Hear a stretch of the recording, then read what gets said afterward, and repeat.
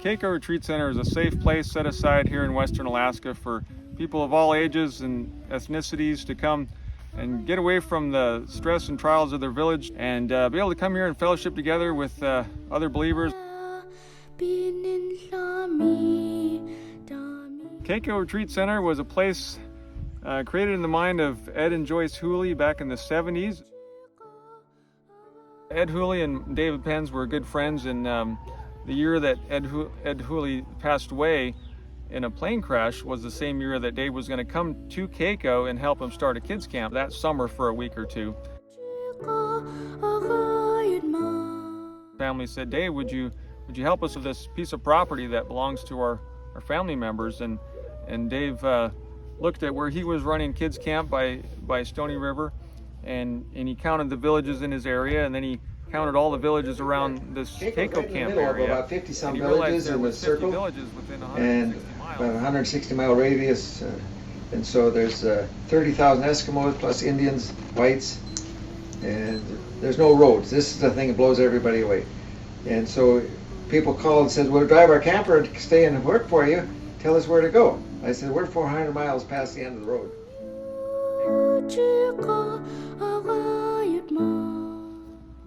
I like to tell the story of 1976 when we were at Camp Innuwak over by Stony River. I was about 8 years old, and a boat came across the lake with a family, a couple and about 5 little kids.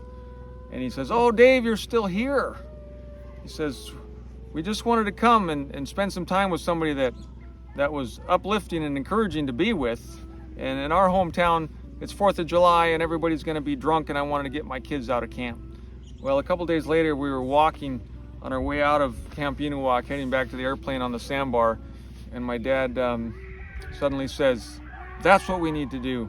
We need to make a place for moms and dads to come and bring their families and get away from the village and have encouragement." And that was kind of the inspiration. Dad was already running.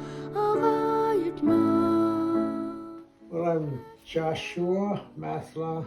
My name is Alice Mathla, and I was born and raised in this area. I'm originally from Nunivak Island, and it's on the Bering Sea coast. I'm a school counselor by trade, and my wife is a drug and alcohol counselor. We're elders here, and we're also on staff. Maybe the big reason why we're here is because Dave, back 10 years ago before he passed away, he called us up here, and he had couples coming to the camp to be counseled, to be encouraged. And so we're here to pray with them, encourage them, and to counsel them in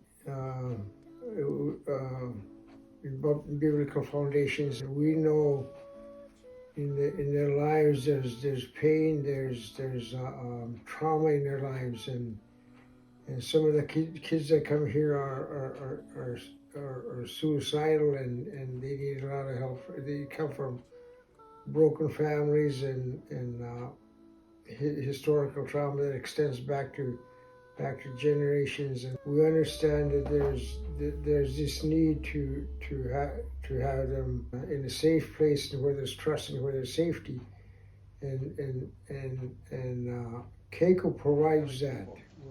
So at Kako, we try to have a safe place. They can come and express their grief, and we can encourage them to really look to the Lord for help. The situation in our village lifestyle, they're isolated, their needs are tremendous, and so there's a lot of pain from abuse, there's a lot of hurts from family life, and so there's a real need for ministry. There's very little evangelical work going on. Every family has someone that's been suicidal or took their lives. 14 of his close relatives have taken their lives. I mean, suicide is just rampant. And so it is with our young people in the village. They see no future, no hope. But we want them to know that there is hope.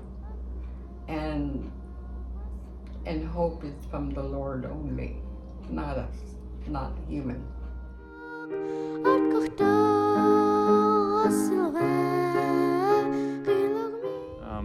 YK Delta has, the highest suicide rates in the nation.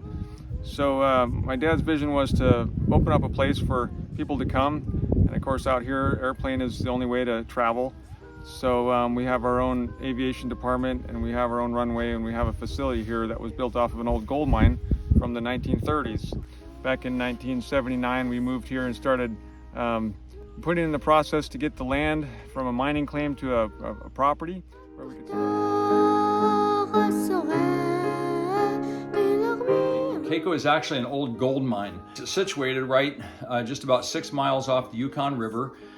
We have a trail that goes from the Yukon River 6.5 miles uphill into the hills, and it ends at a runway, which is sort of a dogleg kind of runway, just a gravel runway that gives access to the whole retreat center. And up here actually at camp, facility-wise, we're pretty rural and we're very remote. We don't have a lot of contemporary facilities, but they're very adequate. So we have about 8 houses that help to support the staff that live here, as well as visitors that come in, pilots and the girl staff for camp and the guy staff for camp. Then we have 8 cabins, 4 guy cabins and 4 girl cabins, and that's for the campers we bring in. And we've got a hangar, we've got a metal shop, we've got a wood shop, we have a pavilion where we bring kids in and play games. We have a rappelling tower, that's one of our activities we do, and we also have a zip line over a lake. The vision that my dad had for the place, as well as Ed Hooley before him for the kids camp side, was just a place for people to have a safe place they could get away from their village, and a lot of times they're the only believers in the whole village of 400 or 500 people. We fly people in, all ages, from all over the whole YK Delta, which is about a 150-mile circle. And we have a lot of different things going on, particularly right now we're doing family camp in the springtime, in the end of May. We bring in about 100 plus people for that. It's the time when the little kids get to come along with their parents and enjoy good conferences. We bring in speakers and worship leaders and have a good event for them. And then the kids camp runs through 6 weeks of summer. Ladies berry picking retreat in the fall. Blueberries up on the mountain are always a big hit for the locals for their subsistence lifestyle, and they have a lot of fun too. But we want to get back into our winter ministry as well with workshops, counseling classes, Bible classes, and we have lots of ideas for youth group events. And there's practically nobody that we know of doing what we're doing. I mean, it all takes a lot of effort. It takes financial burden that is exponential because of the remote lifestyle that we have. Everything has to be barged in or flown in, so it takes a lot of planning and a lot of work. But Kako is a very special place, and those that come here often find a lot of enthusiasm. Then they visit here, they go back and bring their friends, and we hope that you can come and join us and put in some effort, whether it's fixing something or flying an airplane or cleaning toilets. You know, the options are endless. But the campers enjoy it, and we want to be here for all the people in the area, that they can learn about the Lord and fellowship with each other at the same time.